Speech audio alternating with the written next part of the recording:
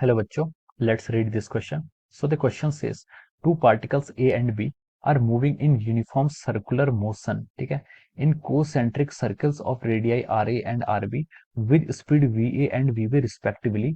Their time period of rotation is the same. The ratio of angular speed of A to that of the B will be option A VA ratio VB, option B RB ratio RA, option C 1:1 and option D RA/RB। Okay, तो चलिए बच्चों अब हम इस question को आपका start करते हैं। तो देखिए बच्चों, इस क्वेश्चन का जो आपका की कॉन्सेप्ट होगा, इस क्वेश्चन का आप की कॉन्सेप्ट लिख सकते हैं कि यहाँ पर देखिए ये क्वेश्चन क्या आपका सर्कुलर मोशन पर बेस्ड है। उसने हमें बोला है कि ये क्या है, यूनिफॉर्म सर्कुलर मोशन है। यूनिफॉर्म सर्कुलर मोशन का मतलब होता है कि आपकी स्पीड पूरे रास्ते में कांस्टेंट रहेगी। In concentric circles of radius R A and R B, concentric circle है मतलब कॉमन सेंटर है दोनों का, उनकी रेडियस आर ए और आर बी गिवन है, स्पीड भी आपको वी ए वी भी गिवन है। हमसे पूछा गया कि टाइम पीरियड ऑफ रोटेशन भी इनका कांस्टेंट है, ठीक है, उनकी हमें एंगुलर स्पीड फाइंड आउट करनी है। तो देखिए इसका जो की कॉन्सेप्ट है आपका, ये आपका एंगुलर स्पीड पर बेस्ड क्वेश्चन है, ठीक है। ये क्वेश्चन आपका किस पर बेस्ड है, एंगुलर स्पीड का। ये क्वेश्चन आपका सर्कुलर मोशन है, सर्कुलर मोशन के अंडर भी अगर हम बोलें तो आपकी एंगुलर स्पीड है। देखिए एंगुलर स्पीड होता क्या है, पहले हम एंगुलर स्पीड डिफाइन करते हैं, ठीक है। एंगुलर स्पीड जो होती है आपकी, एंगुलर स्पीड होती है आपकी ओमेगा, ओमेगा से हम एंगुलर स्पीड को डिफाइन करते हैं, ठीक है। इसका फॉर्मूला होता है आपका 2π/t, ठीक है।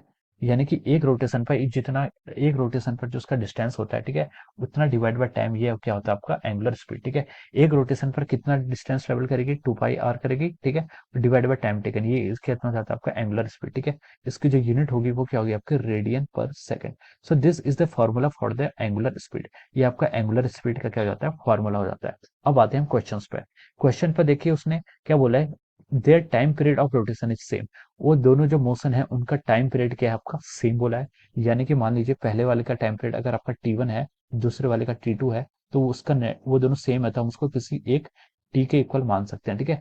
हमसे पूछा कि the ratio of their angular speed of A and B, A और बी की हमें रेशियो ऑफ एंगुलर स्पीड बताना है, ठीक है। अब देखिए अगर टाइम पीरियड ही कांस्टेंट होगा, ठीक है, तो देखिए 2π कांस्टेंट है, टाइम पीरियड भी कांस्टेंट है, तो इसका मतलब ओमेगा भी कांस्टेंट होना चाहिए। इसका क्या मतलब आपका ओमेगा कांस्टेंट होना चाहिए, ठीक है, क्योंकि ओमेगा सिर्फ आपका टाइम पीरियड पर डिपेंड करता है, ठीक है। Omega is equal to 2π/t है, 2π कांस्टेंट है, टाइम भी कांस्टेंट बोला है उसने क्वेश्चन में, तो आपका ओमेगा भी कांस्टेंट होना चाहिए। तो अगर ओमेगा कांस्टेंट होगा तो उसने बोला है कि the ratio of angular speed of A to the B, यानी कि हमसे पूछा क्वेश्चन में omega A divide by omega B find out करना है। तो ओमेगा तो कांस्टेंट है, तो उसके लिए आपका 1/1 का रेशियो आ जाएगा, ठीक है। ओमेगा ए और ओमेगा बी दोनों सेम रहेंगे, ठीक है। मतलब हम लिख सकते हैं यहाँ से omega A is equal to omega B, और वो आपका ओमेगा के इक्वल ही होना चाहिए, ठीक है। तो यहाँ से आपका 1:1 आ जाएगा, ठीक है। तो देखिए 1:1 आपको ऑप्शन सी में गिवन है, ठीक है। 1:1 यानी कि आपकी इनकी जो एंगुलर स्पीड का रेशियो है वो आपका कितना आ रहा है, 1:1, it is given in the option C. तो हम बिना किसी डेटा पर जाए हुए रेडियस, स्पीड, कुछ बिना इसके हम डायरेक्ट आंसर बोल सकते हैं। तो इसका जो रेशियो आएगा वो कितना आएगा आपका, 1:1 आएगा। So option C will be the right answer of this question. क्या लिख सकते हैं, आपका जो ऑप्शन सी है वो क्या है, इसकी करेक्ट चॉइस है, या फिर option C is correct. Option C का यहाँ पर आपका करेक्ट आंसर है। Okay, so I hope you all understood this concept. All the best and thank you so much.